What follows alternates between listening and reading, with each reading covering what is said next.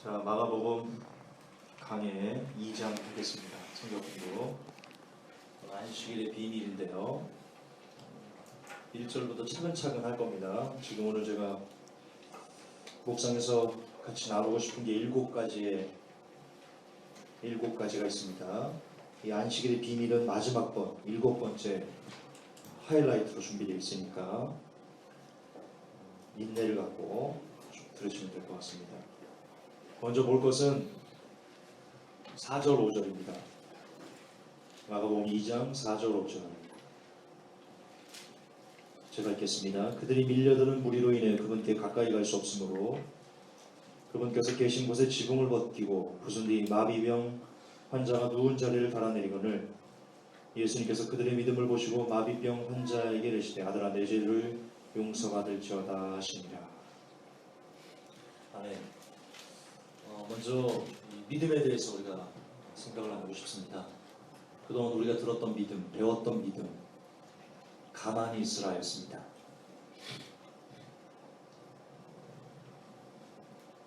믿는다면 하나님께서 뭔가를 할 때까지 그냥 움직이지 말고 가만히 있어야 돼. 그게 믿음이야. 그렇게 배우지 않았나요? 그게 믿음 좋은 사람이야. 그렇게 배웠습니다. 그러나 저는 믿음이란 just do it이다 라고 생각합니다. 믿음이란 just do it이다. 이게 보면 예수님께서 사람들에게 너무 많이 둘러싸여서 다른 사람들이 예수님께 갈 수가 없었습니다. 그러자 이들이 무엇을 택했습니까? 지붕을 뜯고 거기서 예수님 그 병자를 달아내리우는, 이처럼 믿는다는 것은요, 여러분 움직이는 겁니다. 그의 삶으로 믿음이 표출돼야지 살아있는 믿음인 겁니다. 믿는다 하면서 움직임이 없고 그의 삶으로 믿음에 대한 내가 뭔가를 믿어, 내가 주를 믿어 라는 것을 고백하면서 그의 실질적인 어떤 행동으로, 액션으로 나타나지 않는 것은요, 믿음이 아닌 겁니다. 믿음이란 가마니를 뒤집어 쓰고 가만히 앉아있는 것이 아니다. 믿음이란 움직이는 것이다. just do it 하는 것이다. 그래서 부디 여러분들도 믿음이 있다면 이제는 그 믿음을 어떤 형태든지 여러분의 삶으로 표출해낼 수 있는 그런 사람이 되어야 되겠다. 이 부분에서 마음을 좀 나누고 싶었고요. 두 번째는 6절 8절입니다. 6절 8절. 그러나 서기관들 중에 어떤 자들이 거기 앉아서 마음속으로 따져보며 이르되 이 사람이 어찌하여 이렇게 신성모독하는 말을 하느냐, 오직 하나님 외에 누가 능히 죄들을 용서하겠느냐 하더라. 8절입니다. 중요해요. 예수님께서 그들이 속으로 그렇게 따져보는 줄을 자신의 영으로 아시고 즉시 그들에게 이르시되 너희가 어찌하여 마음속으로 이것들을 따져보느냐. 여러분, 이게 참 무서운, 저는 개인적으로 참 두려운 말씀입니다. 예수님은, 우리 주님은요, 여러분의 생각을 아세요. 여러분이 어떤 생각으로 예배드리는지, 어떤 마음으로 예수님을 믿는지, 어떤 마음으로 삶을 사는지, 어떤 마음으로 아내를 대하는지, 남편을 대하는지, 어떤 마음으로 형제자매를 대하는지, 성도들끼리, 혹 우리 중에 성도들 중에 어떤 허물이나 실수에 미워하는 마음 때문에 이해하지 못하고 품어주지 못하고 속으로 그 사람만 보면 저 사람은, 여러분 큰일 납니다. 그 죄를 절대 하나님은 그냥 잊지 않습니다. 여러분, 그거 죄입니다. 여러분 입을 열어가지고 어떤 사람에 대해서 험담하거나 뭐 나쁜 소리를 하거나 그것만 죄인 줄 아십니까? 지금 성경을 보면 예수님께서요, 사람들이 어떻게 생각하는지 그 생각을 하셨어요. 생각을.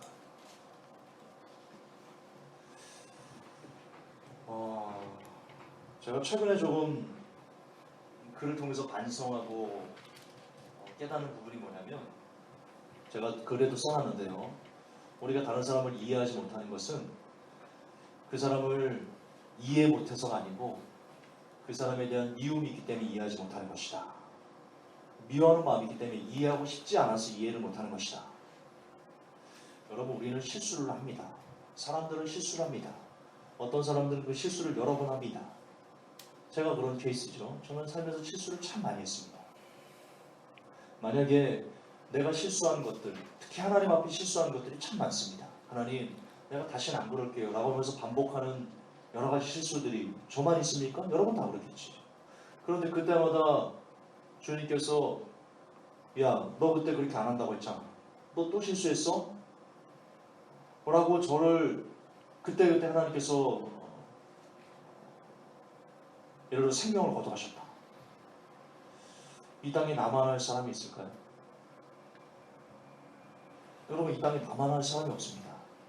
그렇지 않습니까? 사람이란 그런 겁니다. 사람이란 실수하고 그걸 용서를 구했다가도 또 똑같은 실수를 반복하고 평생 그런 실수를 재반복하면서 사는 것이 그것이 사람이지 않을까요? 제가 요즘 사람에 대한 이해가 깊어지고 있습니다.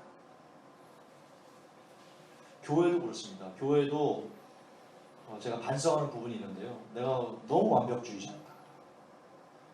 제 교회는 특히 마지막 때를 전하는 교회는 성도들이 다툼도 전혀 없어야 되고 서로에 대한 손가락질도 없어야 되고 그래야 되지 않을까라는 그 강박관념이 그동안 6년 동안 저를 힘들게 하고 교회가 깨질 수밖에 없게 만든 그런 진짜 원인이었다는 것을 제가 요즘 깨닫습니다. 여러분, 교회는요 분란이 있어요. 왜? 부족한 사람들끼리 모여있는데 어떻게 분란이 없어요? 제가 목회하면 달라지는 거예요? 마지막 때를 전하는 김전사가 목회하면 교회가 달라져야 되는 거예요? 여러분, 사도들이 목회했던 초대교회도 분란이 있었어요.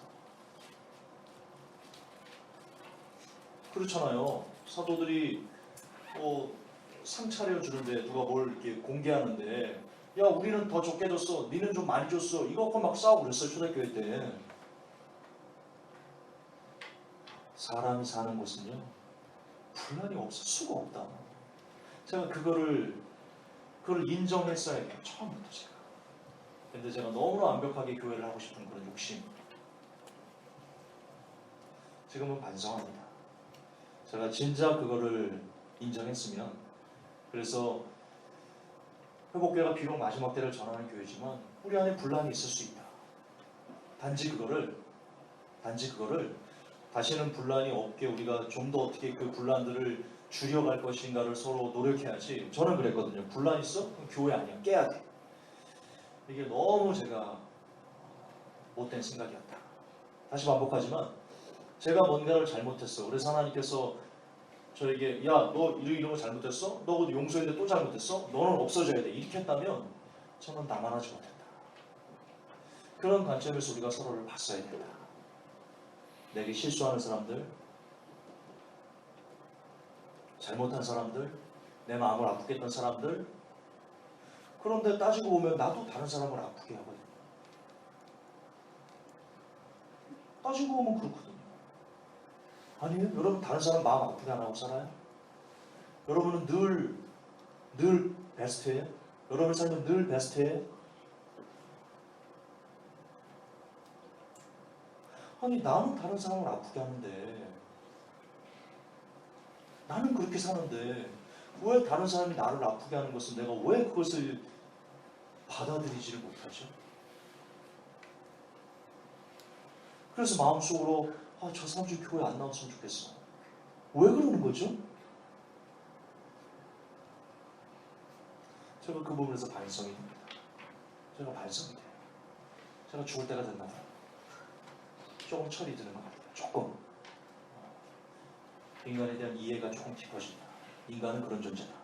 늘 실수하고 또 실수하고 용서받으면 또 실수하고.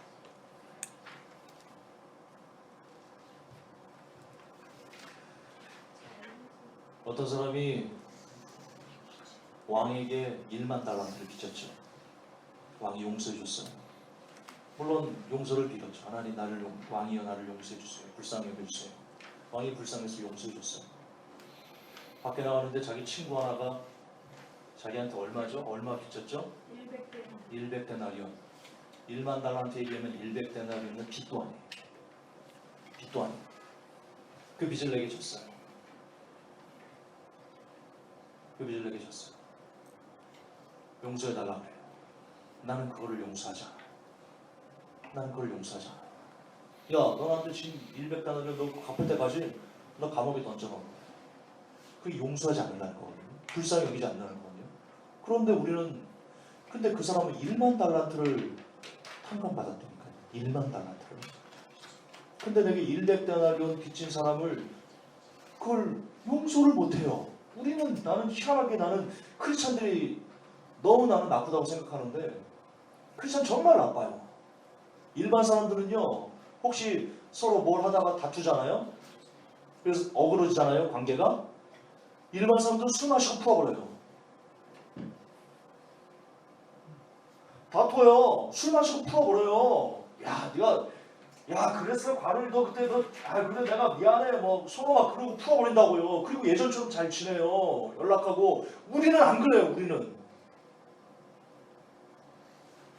크리스찬들은 안 그래요. 크리스찬은 한번 어긋나면요. 그냥 평생 원수예요. 나는 이해할 수가 없어요. 하나님도 이해가 안 될 거예요. 더 용서해야 되는 사람들이, 더 보듬어줘야 되는 사람들이 한 번 원수가 되면요. 평생 가요. 단적인 예로 회복교회 성도님들과 저와의 관계 아니에요? 예전에 있던 회복교회 성도님들. 그분들과 제가 분란이 있었죠. 서로를 아프게 했죠. 이건 사실입니다. 저도 그분들을 아프게 했고 그분들도 저를 아프게 했습니다. 서로 쌍방울이 아프게 했습니다. 근데 우리가 서로 부모님의 원수를 죽였습니까? 제가 그분 성도님들의 부모님을 죽였습니까? 그분 성도님들이 제 부모님을 죽였습니까? 그냥 의견 충돌이에요. 살면서 얼마든지 있을 수 있는 일들이라고요. 아니 그럼 화해하면 되잖아요. 이제 서로 잘못했다. 미안하다. 내가 그때 생각이 좀 짧았다. 단적인 예로 서울역 팀들 저한테 영적 학대를 당했다고 말합니다. 인정해요. 제가 영적 학대 했어요. 인정해요. 그분들이 그렇게 느낄 수 있는 거리를 제가 제공했어요. 그러나 그 부분에 대해서 제가 잘못했다. 공개적으로 온라인에서 글로 사과만 제가 4번 가까이 했어요. 공개적으로. 개인적으로도 사과를 했어요. 지금도 저는 그분들이 그리워요. 차성희 작가님이 그립고 제가 형령했던 분들. 저는 차 작가님이 보고 싶어요. 같이 밥 먹고 싶어요. 같이 차 마시고 싶어요.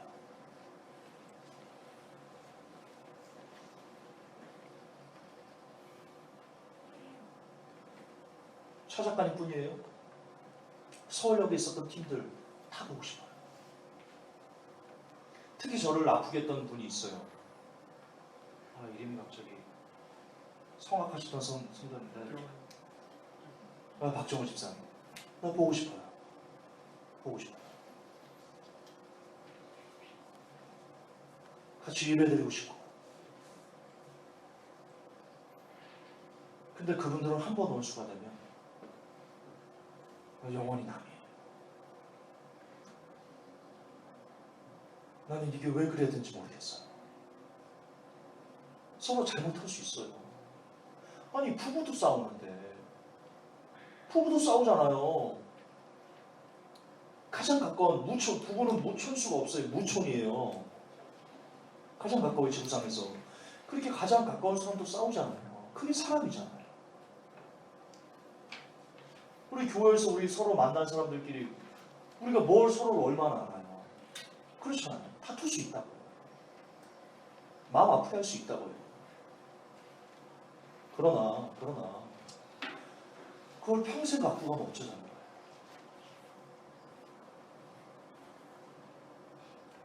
우리 교회에서도 그래요.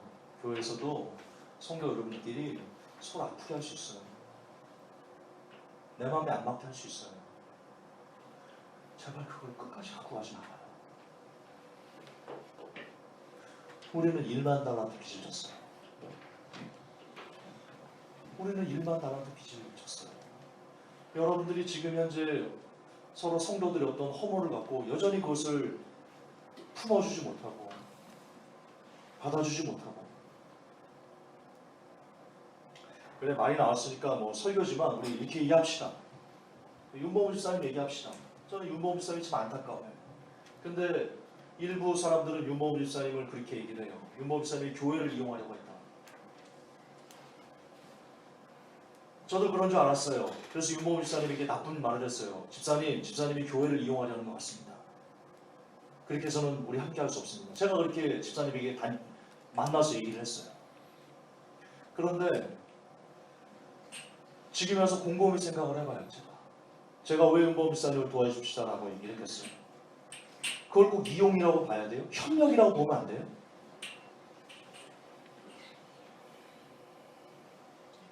아니 관점을 조금만 바꿔보자고요. 윤보훈 집사님이 교회를 이용했다고 그러고 얘기하지 말고 교회와 협력한다라고 보면 안 되냐고요. 회복교회 마지막 때를 깨우는 교회잖아요. 그거를 극단이라는 한 그 시스템을 갖고 와서 역시 그 연극으로 마지막 때를 깨우는 그런 일을 하는 거잖아요. 이게 협력이라고 봐야죠. 왜 이걸 이용이라고 생각하는 거예요? 나는 이해할 수가 없어 진짜 도대체.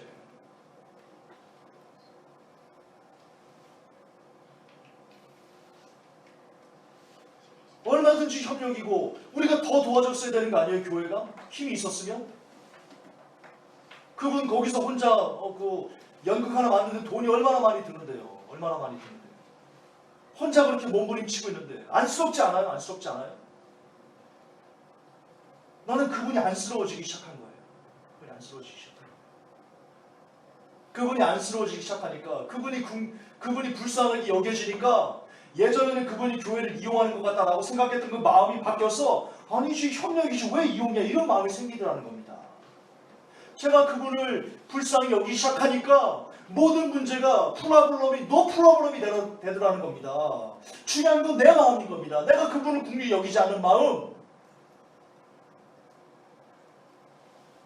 내가 그분을 불쌍히 여기지 않는 마음, 내 더러운 마음이 그분을 향해서 삿대질하게 만들었다는 겁니다. 여러분도 똑같아요. 여러분도 성도들에게 삿대질하는 이유는 그 성도가 잘못해서가 아니고 여러분의 마음이 쓰레기였기 때문이야. 아세요?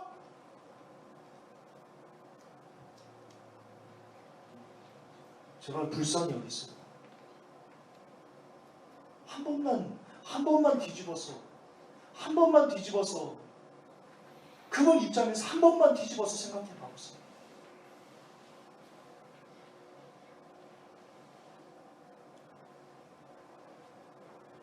그리고 그런 마음들을 주님이 다 읽고 계세요.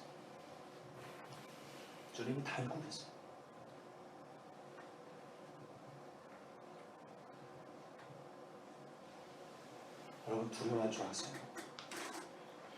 주님이 여러분이 어떤 마음을 품고 삶을 사는지 신앙생활하는지 마지막 날에 주님이 다 회개하실 거예요.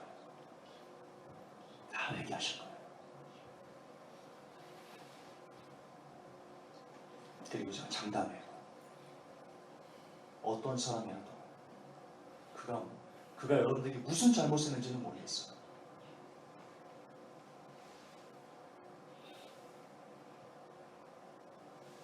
그렇다 할지라도 여러분의 마음에 어떤 성도나 어떤 사람이나 떠올릴 때 불편한 마음이 있다. 여러분은 저주받습니다. 제가 장담할 수 있습니다. 하나님은 절대 여러분들을 데려가지 않습니다. 누구를 떠올려도 그 누구를 떠올리더라도 여러분 마음에 불편함이 없어야 됩니다. 할 수만 있다면 모든 사람들을 떠올릴 때 여러분 마음에 생기는 그 이는 마음이 불쌍한 마음, 안타까운 마음, 그런 마음이 있어야지 여러분 휴거됩니다.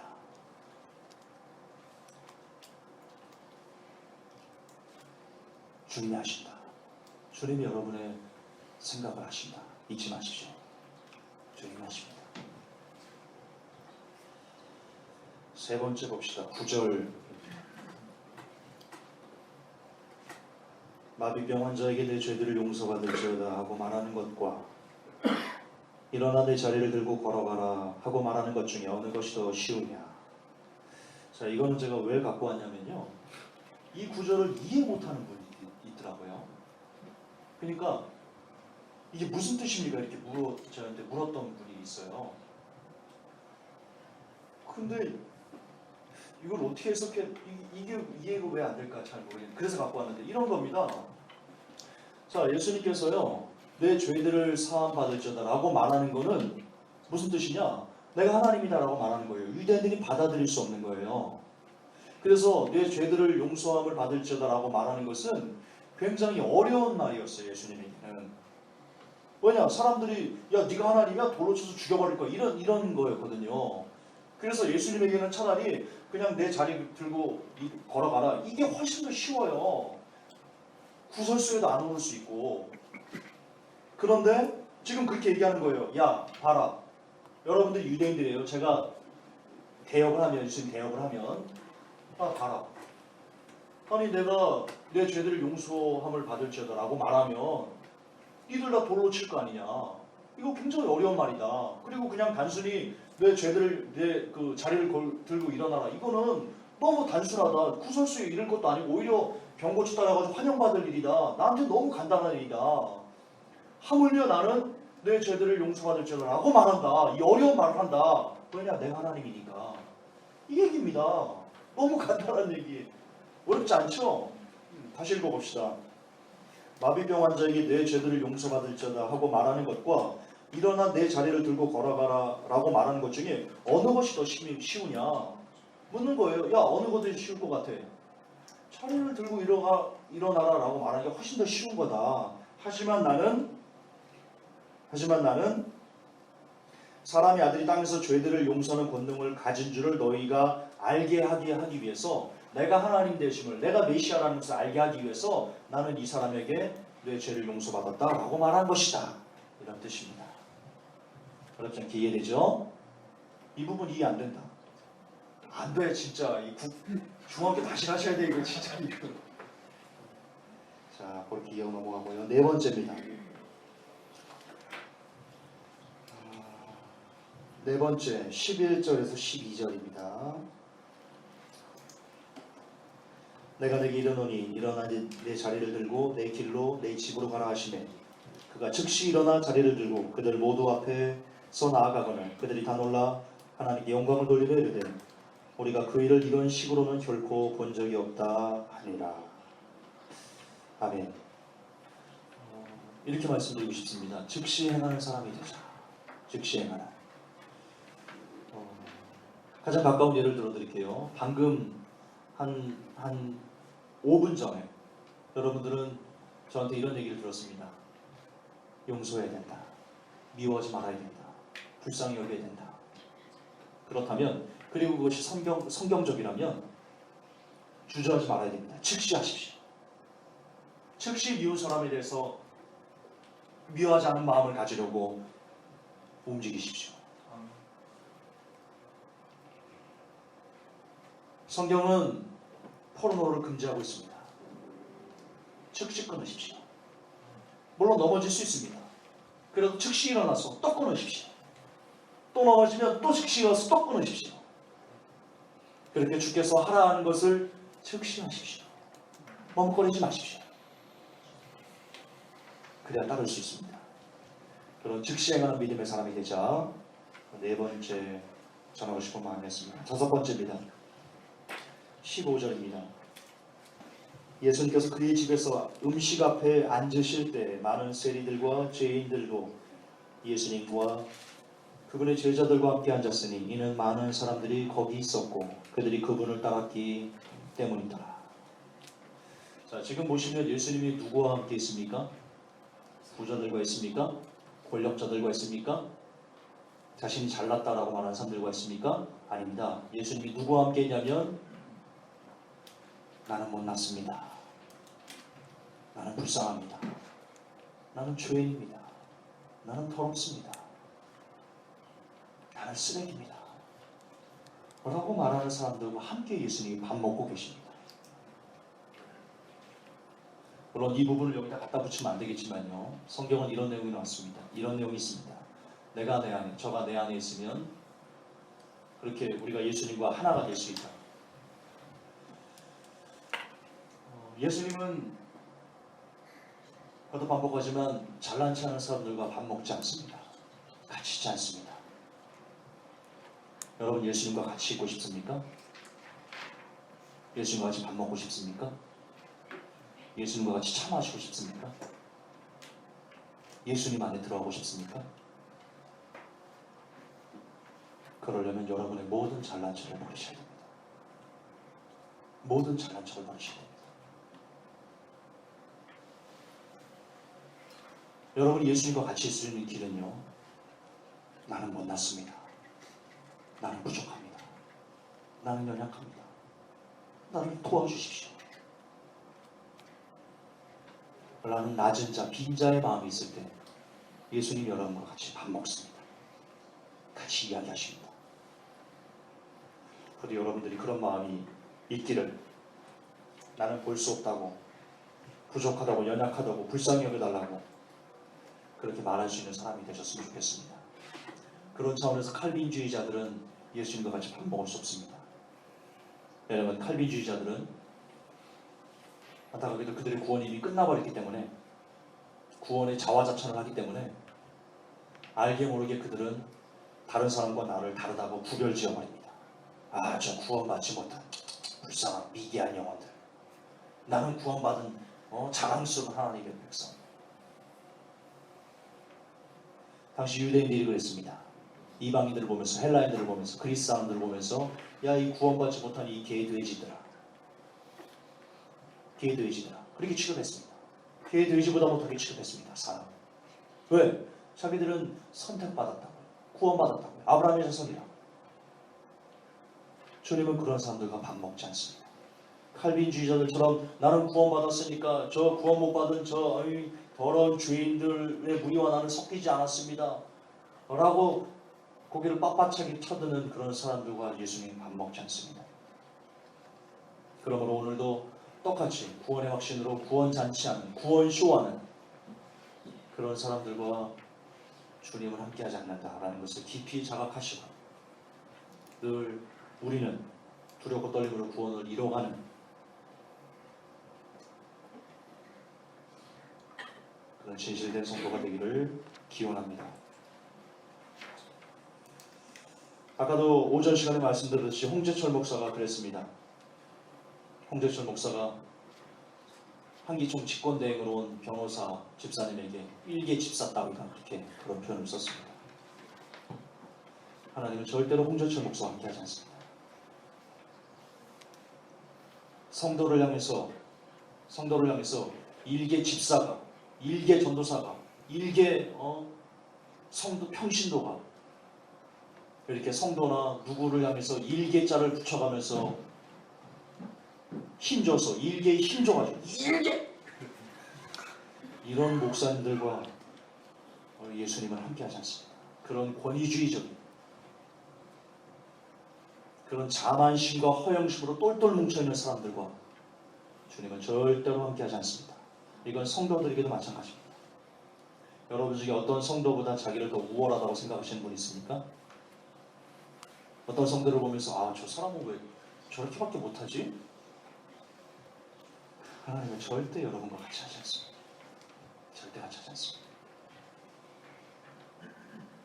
주님은 오히려 어떤 성도를 보면서 아, 저분 참 대단하시다. 나는 저렇게 못하는데 아, 참 부럽다.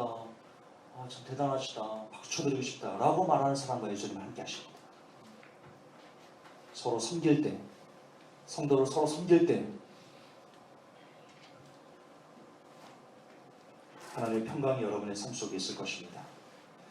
여섯 번째입니다. 벌써 30분이 지났는데 여섯 번째 22절입니다. 22절 예루살렘에서 내려온 서기관들은 이르되 그가 바알세봅에게 사로잡혀 마귀들의 통치자를 힘입어 마귀들을 내쫓는다 하거든. 이게 왜야? 내 성장을 읽고 있었구나. 어쩐지 읽다가 이상했네. 22절 아무도 새 포도즙을 낡은 부대에 넣지 아니하나니 그렇게 하면 새 포도즙이 부대를 터뜨려 포도즙이 쏟아지고 부대도 망가지리라. 오직 새 포도즙은 반드시 새 부대에 넣어야 하느니라 하시니라. 자, 요거 조금 난해했죠? 조금 어려웠죠? 오늘 해결해 드리겠습니다. 늘 말씀드리는 거지만 성경은 문맥 안에서 해석하면 어렵지 않게 해석됩니다. 그 위에를 보십시오. 위에 이게 어디서부터 시작되는 거냐면 금식 논쟁이거든요. 18절부터 시작되는 겁니다. 요한의 제자들과 바리새인들의 제자들은 자주 금식하더라. 그들이 예수님에게 나와 이르되 요한의 제자들과 바리새인들의 제자들은 금식하는데 어찌하여 예수님 당신의 제자들은 금식하지 않습니까? 이렇게 따져 묻는 겁니다. 그 따져 묻는 물음 안에 그에 대한 답으로 예수님께서 새 술은 새 부대에 담아야 된다. 그렇지 않으면 다 찢어서 터진다. 이렇게 나오는 겁니다. 자, 이게 무슨 뜻일까? 아까도 말씀드린 답은 금식에 있습니다. 자, 요한의 제자들과 바리새인들의 제자는 금식을 어떻게 했습니까? 성경에 보면 이렇게 나옵니다. 바리새인이 하나님 나는 세리와 같지 않습니다. 나는 1일에 2번씩 금식합니다. 다시 말해서 구약적인 어떤 율법 틀에 갇혀서 정말 중심으로 마음을 다해서 금식이 아니고 어떤 형식적인 틀에 갇혀서 금식을 했던 겁니다. 다시 말해서 지금 뭘 얘기하신 거냐면 예수님께서는 율법주의적인, 그러니까 마음은 없고 잘못된 율법을 통해서 그걸 쫓아가지고 뭔가를 살아보려고 이렇게 막 몸부림치는 그런 것에 대해서 아니다. 너희들이 지금 얘기하는 그 율법주의적인 내용들은 그거는 과거의 것이다. 이제 내가 엄으로 율법을 완성함으로 율법의 본질의 의미를 회복했다. 금식에 대한 본질의 의미도 내가 회복했어. 이제 세수를 새 부대에 담아야 돼. 율법주의적인 걸 갖고 이 시대의 가치 믿음, 이 시대의 새로운 믿음과 닥쳐지면 두 개 다 찢어져. 이도저도 아니고 다 버려지게 돼. 그 뜻입니다. 그냥 단순히 뭐 새로운 것을 담아라 이런 뜻이 아니고요. 지금 율법주의적으로 신앙생활하려고 하지 말아라 이런 뜻입니다. 그러니까 옛날의 사고방식, 잘못된 율법주의를 버려야 된다라는 거고요. 그리고 이거는 지금도 마찬가지입니다. 지금도. 여러분 지금 시대에는요. 예수님을 기다리는 재림신앙이 무엇보다 필요합니다. 그렇죠? 근데 지금 현재 대다수는 안타깝게도 지금 꼭 이 시대에 필요한 지금 이 시대에 우리가 가져야 되는 예수님의 재림 신앙이 아니고 예전부터 그냥 답습해오던 어떤 인간적인 전통과 유전으로 그동안 이렇게 쫓아오는 교회 생활에 많이 익숙해져 있습니다. 그리고 그런 예전부터 그냥 물에 물 타듯 술에 술 타듯 해왔던 그런 신앙 생활로 재림의 시대를 준비하는 지금이 맞지가 않습니다. 다시요. 과거 율법주의적인 그런 믿음으로는 예수님께서 회복하신 온전한 믿음이 합치될 수 없습니다. 서로 그것이 율법주의적인 믿음과 지금 이제 예수님께서 새로 온전히 회복한 이 복음은 합쳐지면 서로 찢어집니다. 서로 찢어져요. 마찬가지입니다.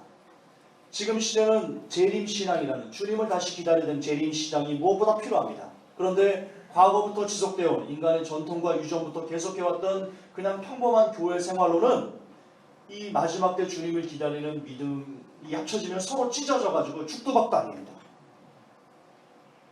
이제는 재림신앙이 새롭게 필요할 때입니다. 예수님을 기다리는 그 믿음이 예수님이란 새 부대, 예수님이 다시 오신다는 새 부대, 예수님을 기다리는 믿음이라는 재림신앙의 세수를 담아야지만 여러분이 온전히 주님을 맞이할 수 있습니다. 여기에 예수님께서 임하시는 이때 과거와 같은 습관을 쫓든 인간의 전통을 답습하는 신앙을 계속 갖고 오면 아마 여러분 주님을 만나지 못할 겁니다. 주님의 부름을 받지 못할 것입니다. 저는 그렇게 이해를 합니다. 자, 이제 마지막 드디어 나왔습니다. 안식일의 비밀이다. 안식일의 비밀이다.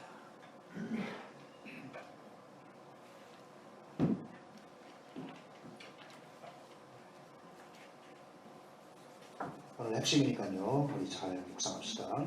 27절부터 28절까지입니다.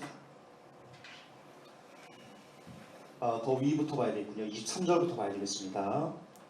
제가 대독하겠습니다. 그분께서 안식일에 곡식 밭 사이로 지나가실 때 그분의 제자들이 가면서 곡식 이삭을 따기 시작하며 바리새인들이 그분께 이르되 보시오 저들이 어찌하여 율법에 어긋나는 것을 안식일에 행하나이까 하니 그분께서 그들에게 이르시되 다윗이 곤궁에 처하여 자기와 함께한 자들이 시장할 때 행한 일을 너희가 결코 읽어본 적이 없느냐? 그가 대제사장 아비아다 시대에 하나님의 집에 들어가 보여주는 빵 곧 제사장들 외에는 먹으면 율법에 어긋나는 빵을 먹고 또 자기와 함께한 자들에게도 주지 아니하였느냐 하시고 또 그들이 이르시되 안식일은 사람을 위해 만들어졌으며 사람이 안식일을 위해 만들어지지 아니하였나니 이러므로 사람의 아들은 또한 안식일에 주니라 하시니라. 아멘.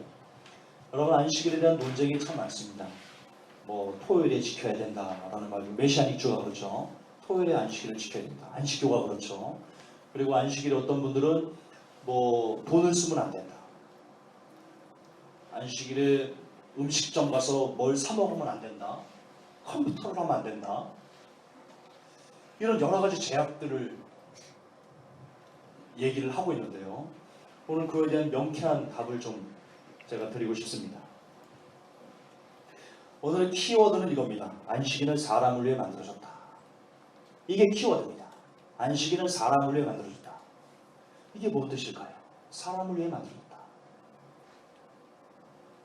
사람을 위해 안식일을 위해 사람이 있는 것이 아니고 안식일은 사람을 위해 있는 것이다. 하나님께서 안식일을 만든 이유가 사람 때문이다. 사람을 위해서다라고 하십니다.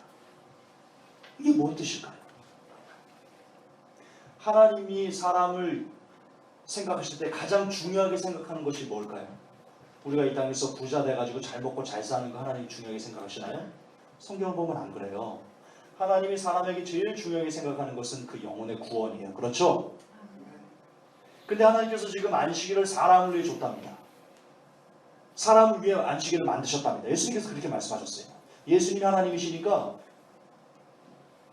하나님이 안식일을 사람을 위해 준 거예요. 사람을 위해 만드신 거예요. 다시 말해서 안식일은 사람의 구원을 위해 만들어진 거예요.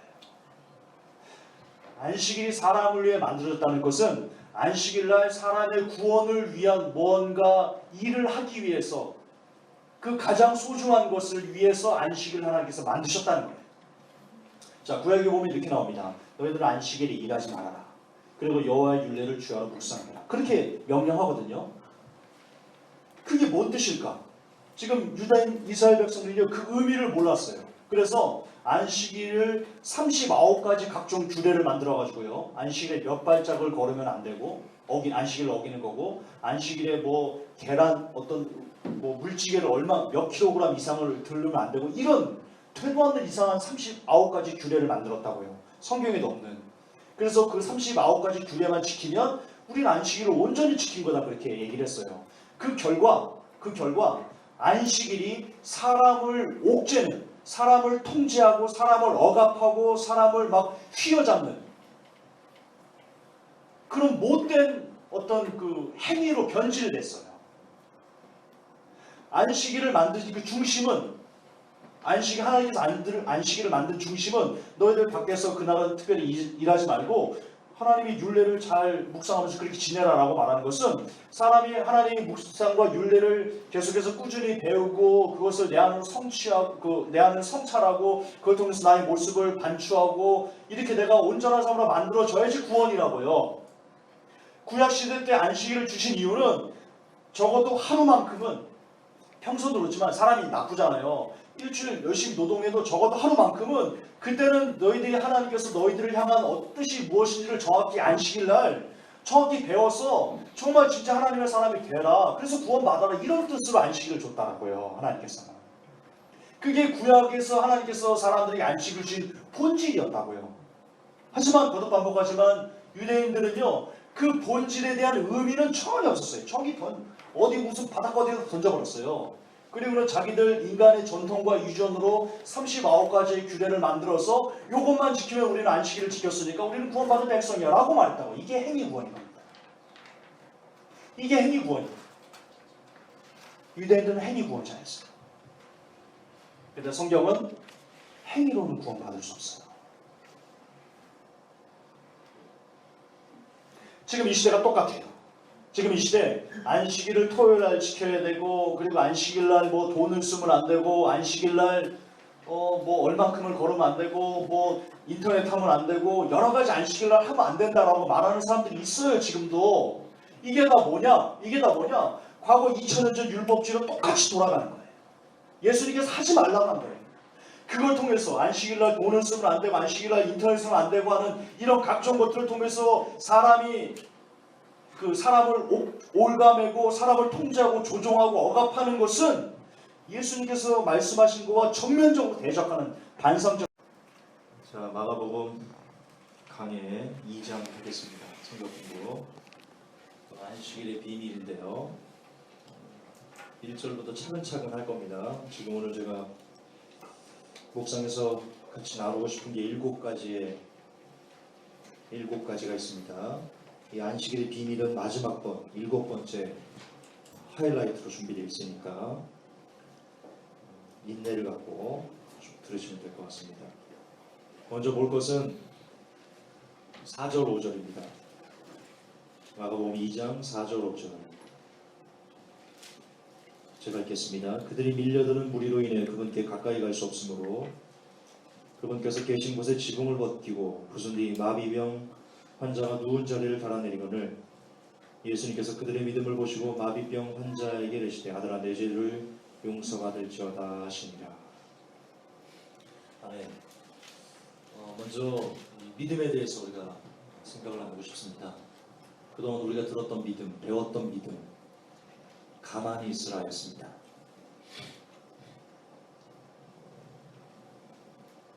믿는다면 하나님께서 뭔가를 할 때까지 그냥 움직이지 말고 가만히 있어야 돼. 그게 믿음이야. 그렇게 배우지 않았나요? 그게 믿음 좋은 사람이야. 그렇게 배웠습니다. 그러나 저는 믿음이란 just do it이다 라고 생각합니다. 믿음이란 just do it이다. 이게 보면 예수님께서 사람들에게 너무 많이 둘러싸여서 다른 사람들이 예수님께 갈 수가 없었습니다. 그러자 이들이 무엇을 택했습니까? 지붕을 뜯고 거기서 예수님 그 병자를 달아내리우는. 이처럼 믿는다는 것은요, 여러분 움직이는 겁니다. 그의 삶으로 믿음이 표출돼야지 살아있는 믿음인 겁니다. 믿는다 하면서 움직임이 없고 그의 삶으로 믿음에 대한 내가 뭔가를 믿어, 내가 주를 믿어 라는 것을 고백하면서 그의 실질적인 어떤 행동으로 액션으로 나타나지 않는 것은요, 믿음이 아닌 겁니다. 믿음이란 가마니를 뒤집어 쓰고 가만히 앉아있는 것이 아니다. 믿음이란 움직이는 것이다. just do it 하는 것이다. 그래서 부디 여러분들도 믿음이 있다면 이제는 그 믿음을 어떤 형태든지 여러분의 삶으로 표출해낼 수 있는 그런 사람이 되어야 되겠다. 이 부분에서 마음을 좀 나누고 싶었고요. 두 번째는 6절 8절입니다. 6절 8절. 그러나 서기관들 중에 어떤 자들이 거기 앉아서 마음속으로 따져보며 이르되 이 사람이 어찌하여 이렇게 신성모독하는 말을 하느냐. 오직 하나님 외에 누가 능히 죄들을 용서하겠느냐 하더라. 8절입니다. 중요해요. 예수님께서 그들이 속으로 그렇게 따져보는 줄을 자신의 영으로 아시고 즉시 그들에게 이르시되 너희가 어찌하여 마음속으로 이것들을 따져보느냐. 여러분 이게 참 무서운, 저는 개인적으로 참 두려운 말씀입니다. 예수님은, 우리 주님은요, 여러분의 생각을 아세요. 여러분이 어떤 생각으로 예배드리는지, 어떤 마음으로 예수님을 믿는지, 어떤 마음으로 삶을 사는지, 어떤 마음으로 아내를 대하는지, 남편을 대하는지, 어떤 마음으로 형제자매를 대하는지, 성도들끼리, 혹 우리 중에 성도들 중에 어떤 허물이나 실수를 미워하는 마음 때문에 이해하지 못하고 품어주지 못하고 속으로 그 사람만 보면 저 사람은 여러분 큰일 납니다. 그 죄를 절대 하나님은 그냥 잊지 않습니다. 여러분 그거 죄입니다. 여러분 입을 열어가지고 어떤 사람에 대해서 험담하거나 뭐 나쁜 소리를 하거나 그것만 죄인 줄 아십니까? 지금 성경을 보면 예수님께서요 사람들이 어떻게 생각하는지 그 생각을 하셨어요. 생각을.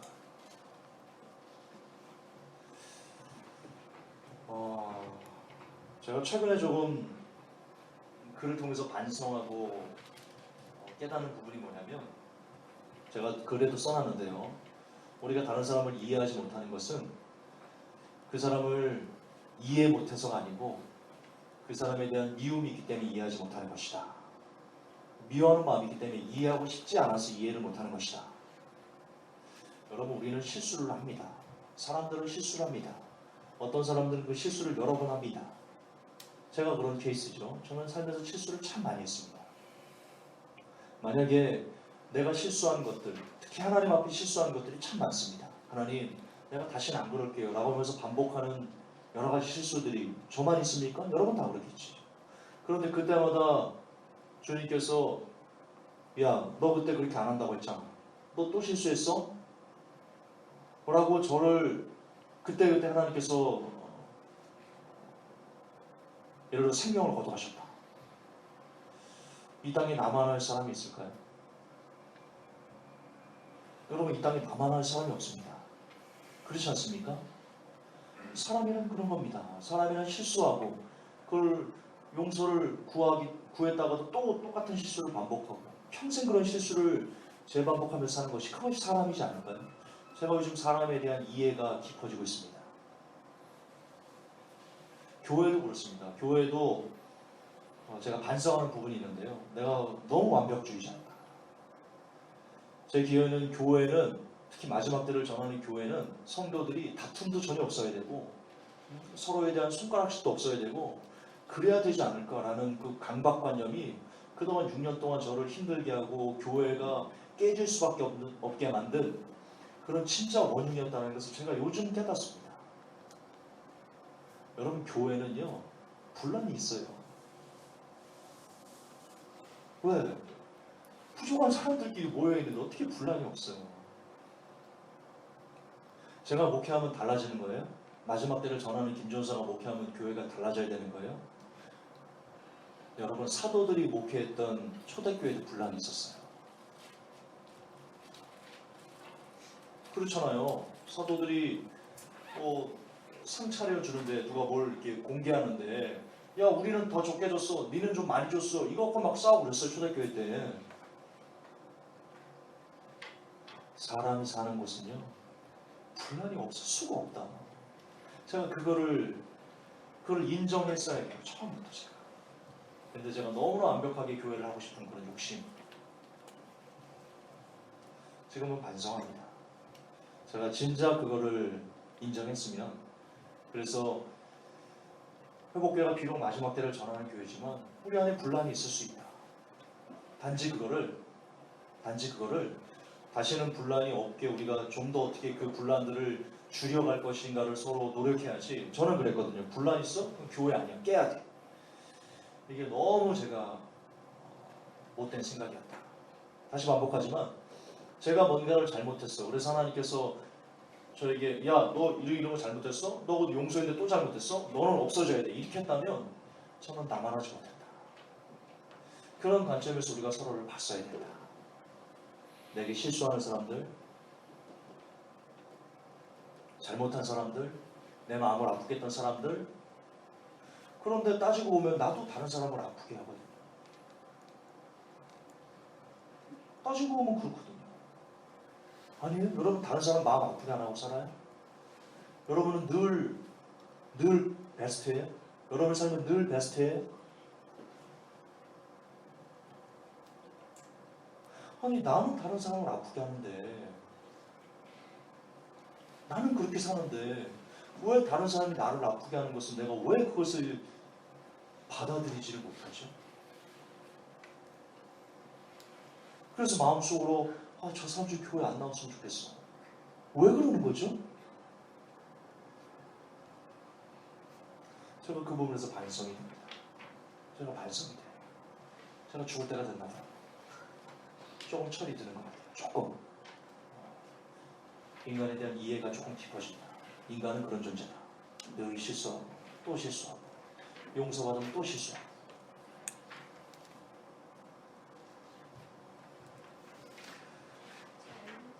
어떤 사람이 왕에게 1만 달란트를 빚졌죠. 왕이 용서해 줬어요. 물론 용서를 빌었죠. 하나님 왕이여 나를 용서해 주세요. 불쌍히 여겨주세요. 왕이 불쌍해서 용서해 줬어요. 밖에 나가는데 자기 친구 하나가 자기한테 얼마죠? 얼마 빚졌죠? 100데나리온. 1만 달란트 얘기하면 100데나리온은 빚도 아니에요. 빚도 아니에요.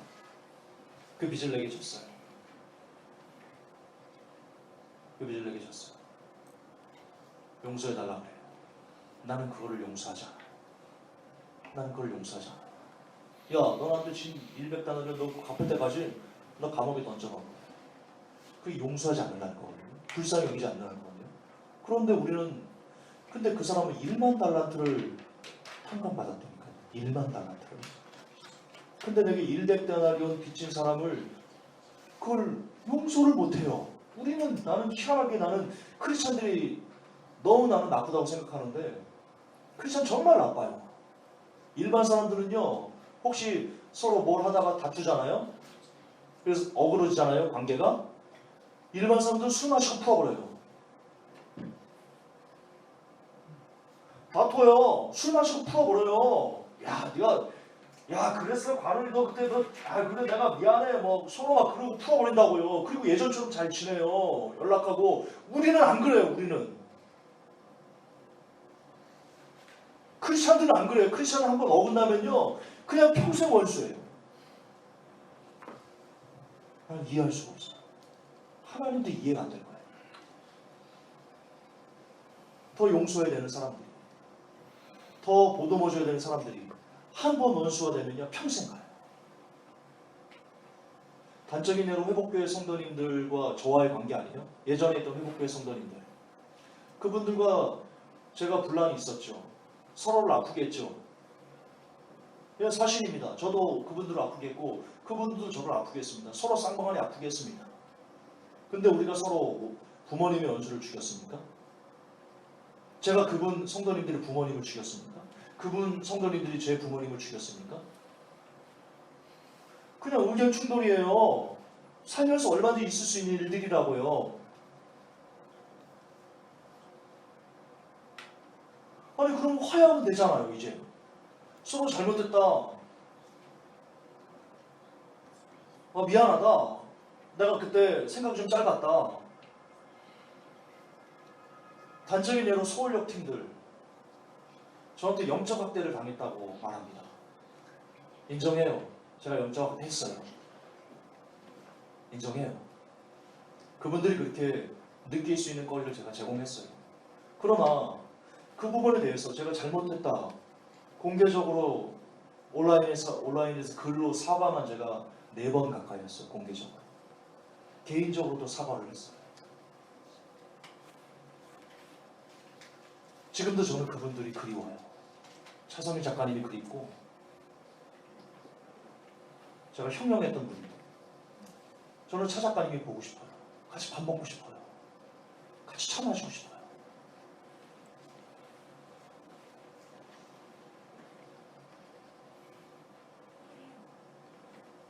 차 작가님 뿐이에요.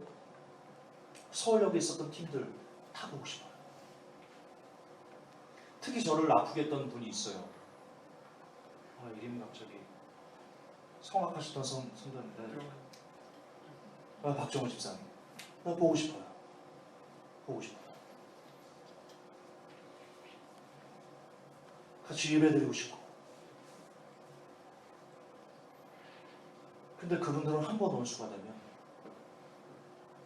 영원히 남이에요. 나는 이게 왜 그래야 되는지 모르겠어요. 서로 잘못할 수 있어요.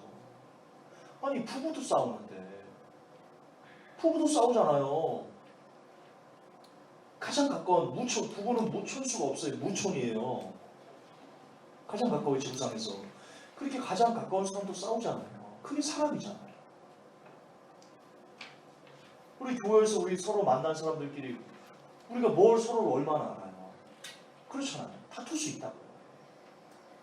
마음 아프게 할 수 있다고요. 그러나 그걸 평생 갖고 가면 어쩌자는 거예요.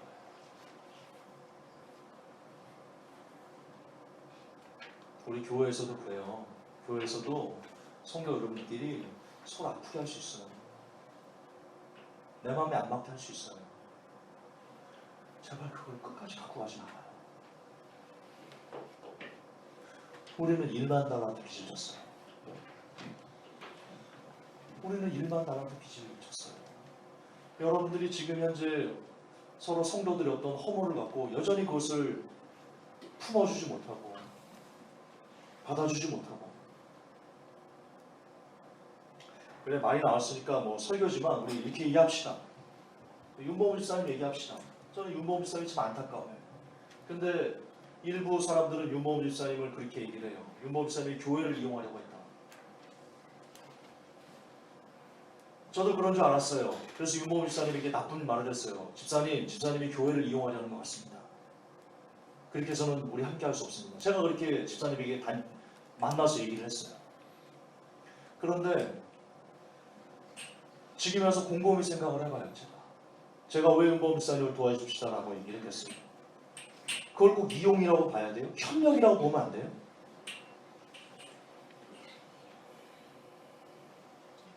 아니 관점을 조금만 바꿔보자고요. 윤보훈 집사님이 교회를 이용했다고 얘기하지 말고 교회와 협력한다라고 보면 안 되냐고요. 회복교회 마지막 때를 깨우는 교회잖아요. 그거를 극단이라는 한 그 시스템을 갖고 와서 역시 그 연극으로 마지막 때를 깨우는 그런 일을 하는 거잖아요. 이게 협력이라고 봐야죠. 왜 이걸 이용이라고 생각하는 거예요? 나는 이해할 수가 없어 진짜 도대체.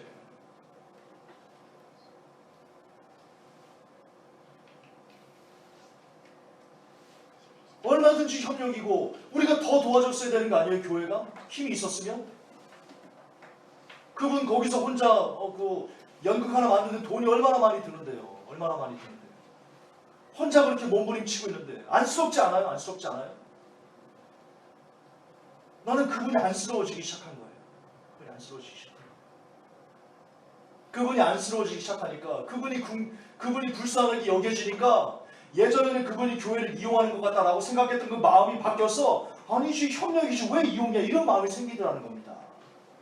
제가 그분을 불쌍히 여기기 시작하니까 모든 문제가 노 프로블럼이 되더라는 겁니다. 중요한 건 내 마음인 겁니다. 내가 그분을 긍휼히 여기지 않는 마음, 내가 그분을 불쌍히 여기지 않는 마음, 내 더러운 마음이 그분을 향해서 삿대질하게 만들었다는 겁니다. 여러분도 똑같아요. 여러분도 성도들에게 삿대질하는 이유는 그 성도가 잘못해서가 아니고 여러분의 마음이 쓰레기였기 때문이야. 아세요?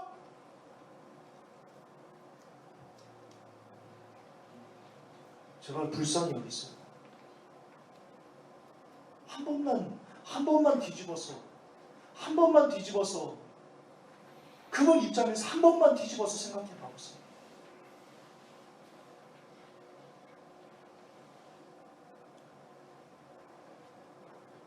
그리고 그런 마음들을 주님이 다 읽고 계세요.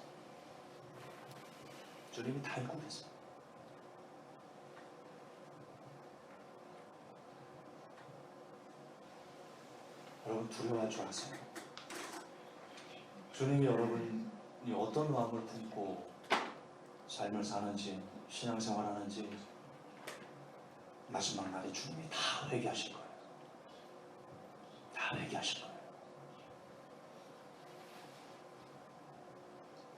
그리고 제가 장담해요.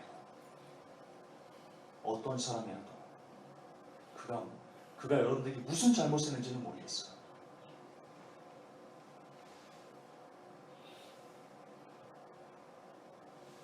그렇다 할지라도 여러분의 마음에 어떤 성도나 어떤 사람이나 떠올릴 때 불편한 마음이 있다. 여러분은 저주받습니다. 제가 장담할 수 있습니다. 하나님은 절대 여러분들을 데려가지 않습니다. 누구를 떠올려도 그 누구를 떠올리더라도 여러분 마음에 불편함이 없어야 됩니다. 할 수만 있다면 모든 사람들을 떠올릴 때 여러분 마음에 생기는 그 이는 마음이 불쌍한 마음, 안타까운 마음, 그런 마음이 있어야지 여러분 휴거됩니다.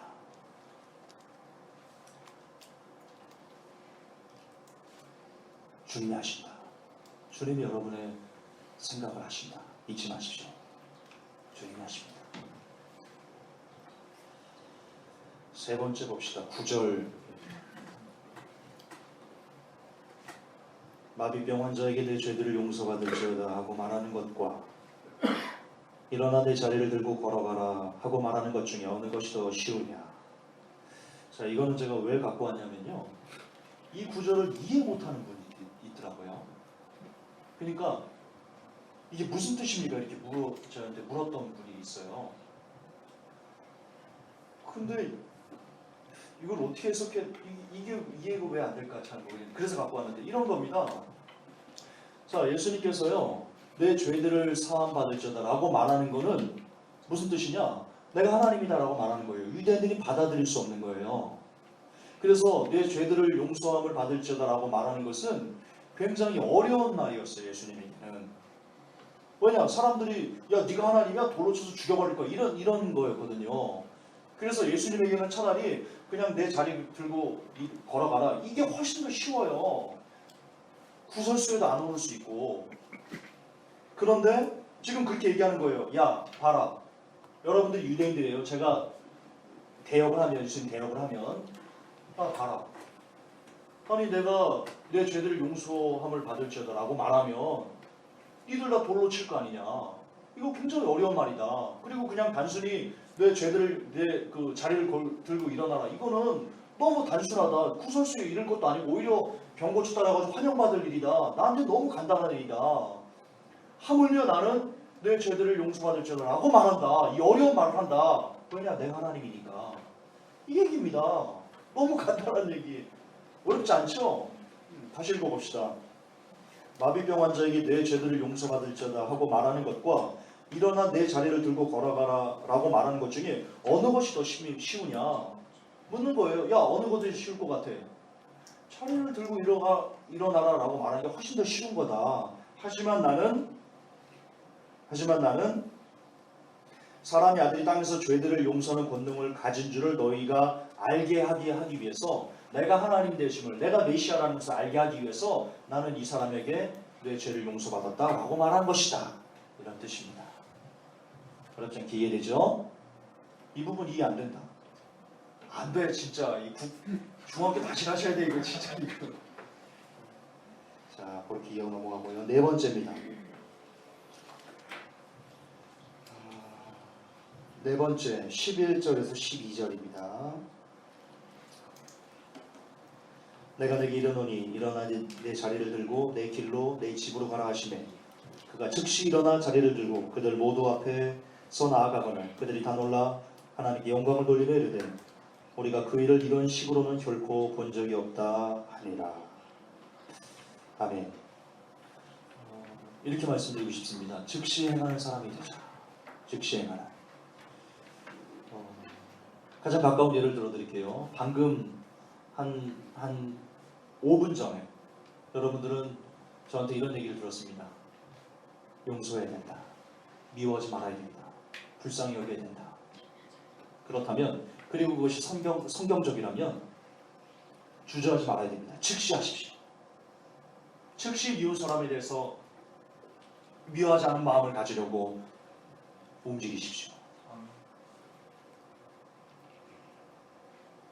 성경은 포르노를 금지하고 있습니다. 즉시 끊으십시오. 물론 넘어질 수 있습니다. 그래도 즉시 일어나서 또 끊으십시오. 또 넘어지면 또 즉시 일어나서 또 끊으십시오. 그렇게 주께서 하라 하는 것을 즉시 하십시오. 머뭇거리지 마십시오. 그래야 따를 수 있습니다. 그런 즉시 행하는 믿음의 사람이 되자. 네 번째 전하고 싶은 마음이었습니다. 다섯 번째입니다. 15절입니다. 예수님께서 그의 집에서 음식 앞에 앉으실 때 많은 세리들과 죄인들도 예수님과 그분의 제자들과 함께 앉았으니 이는 많은 사람들이 거기 있었고 그들이 그분을 따랐기 때문이다. 자, 지금 보시면 예수님이 누구와 함께 있습니까? 부자들과 있습니까? 권력자들과 있습니까? 자신이 잘났다라고 말하는 사람들과 있습니까? 아닙니다. 예수님이 누구와 함께 있냐면 나는 못났습니다. 나는 불쌍합니다. 나는 죄인입니다. 나는 더럽습니다. 나는 쓰레기입니다. 라고 말하는 사람들과 함께 예수님이 밥 먹고 계십니다. 물론 이 부분을 여기다 갖다 붙이면 안 되겠지만요. 성경은 이런 내용이 나왔습니다. 이런 내용이 있습니다. 내가 내 안에, 저가 내 안에 있으면 그렇게 우리가 예수님과 하나가 될 수 있다. 예수님은 저도 반복하지만 잘난 체 하는 사람들과 밥 먹지 않습니다. 같이 있지 않습니다. 여러분 예수님과 같이 있고 싶습니까? 예수님과 같이 밥 먹고 싶습니까? 예수님과 같이 차 마시고 싶습니까? 예수님 안에 들어가고 싶습니까? 그러려면 여러분의 모든 잘난 체를 버리셔야 됩니다.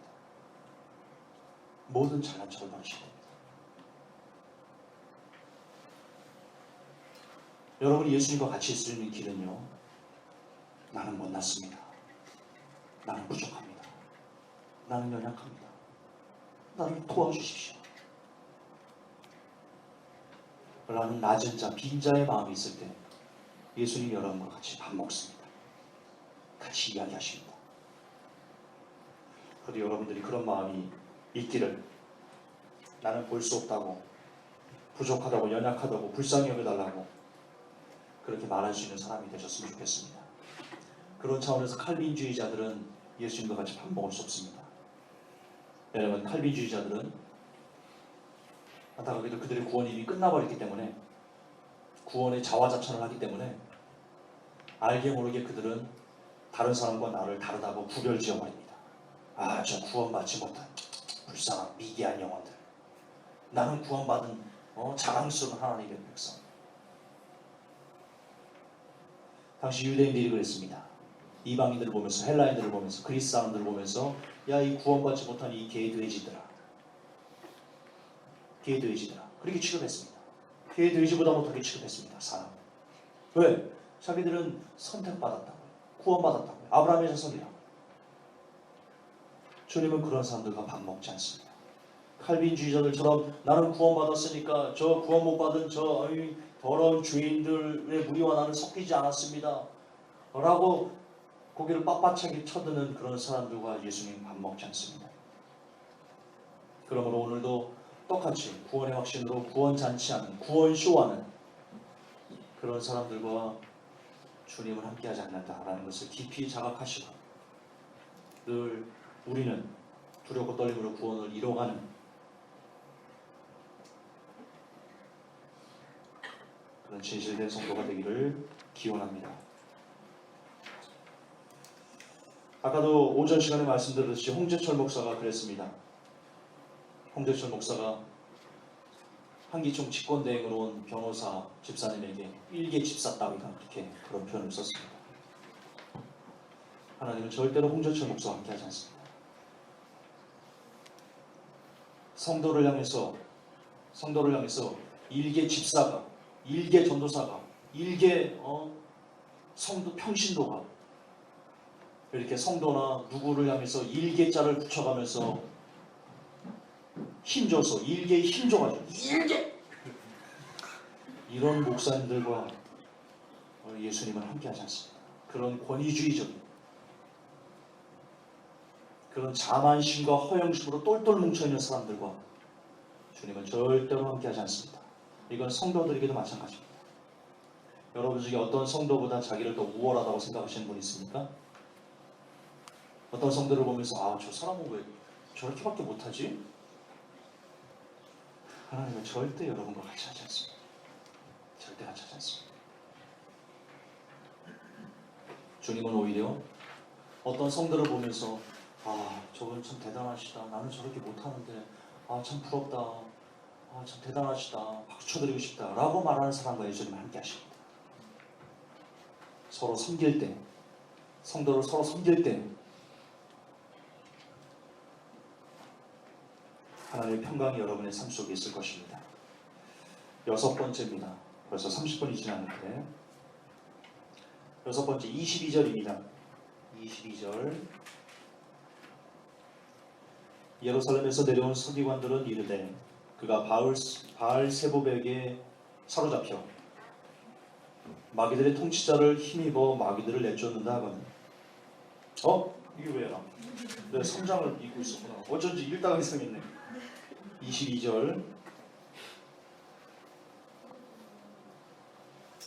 아무도 새 포도즙을 낡은 부대에 넣지 아니하나니 그렇게 하면 새 포도즙이 부대를 터뜨려 포도즙이 쏟아지고 부대도 망가지리라. 오직 새 포도즙은 반드시 새 부대에 넣어야 하느니라 하시니라.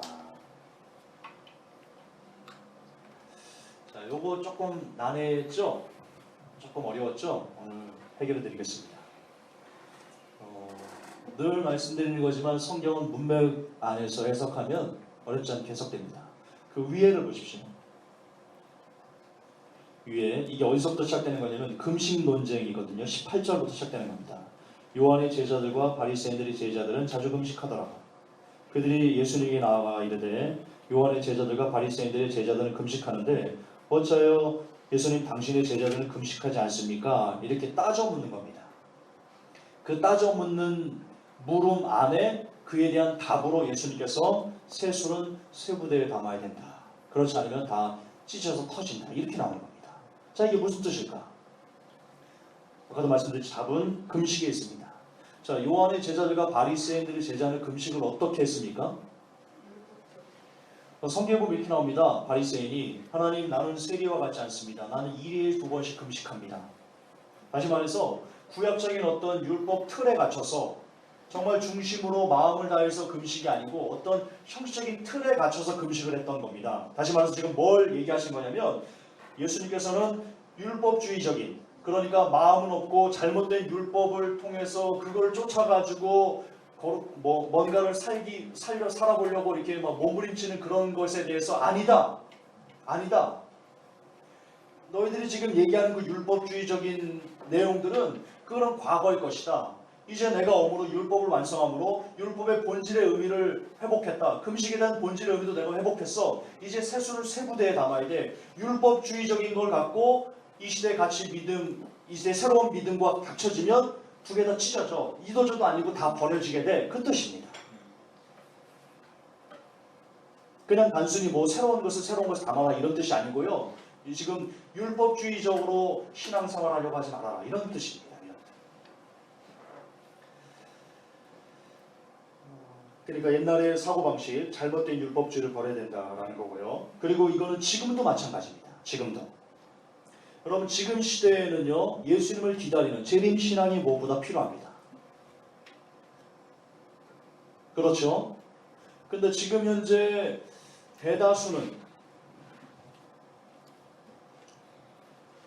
안타깝게도 지금 꼭 이 시대에 필요한 지금 이 시대에 우리가 가져야 되는 예수님의 재림 신앙이 아니고 예전부터 그냥 답습해오던 어떤 인간적인 전통과 유전으로 그동안 이렇게 쫓아오는 교회 생활에 많이 익숙해져 있습니다. 그리고 그런 예전부터 그냥 물에 물 타듯 술에 술 타듯 해왔던 그런 신앙 생활로 재림의 시대를 준비하는 지금이 맞지가 않습니다. 다시요. 과거 율법주의적인 그런 믿음으로는 예수님께서 회복하신 온전한 믿음이 합치될 수 없습니다. 서로 그것이 율법주의적인 믿음과 지금 이제 예수님께서 새로 온전히 회복한 이 복음은 합쳐지면 서로 찢어집니다. 서로 찢어져. 마찬가지입니다. 지금 시대는 재림신앙이라는 주님을 다시 기다리는 재림신앙이 무엇보다 필요합니다. 그런데 과거부터 지속되어 온 인간의 전통과 유전부터 계속해왔던 그냥 평범한 교회 생활로는 이 마지막 때 주님을 기다리는 믿음이 합쳐지면 서로 찢어져가지고 죽도 박도 안 됩니다. 이제는 재림신앙이 새롭게 필요할 때입니다. 예수님을 기다리는 그 믿음이, 예수님이란 새 부대, 예수님이 다시 오신다는 새 부대, 예수님을 기다리는 믿음이라는 재림신앙의 새 수를 담아야지만 여러분이 온전히 주님을 맞이할 수 있습니다. 여기에 예수님께서 임하시는 이때 과거 같은 습관을 쫓던 인간의 전통을 답습하는 신앙을 계속 갖고 오면 아마 여러분 주님을 만나지 못할 겁니다. 주님의 부름을 받지 못할 것입니다. 저는 그렇게 이해를 합니다. 자, 이제 마지막 드디어 나왔습니다. 안식일의 비밀이다. 안식일의 비밀이다.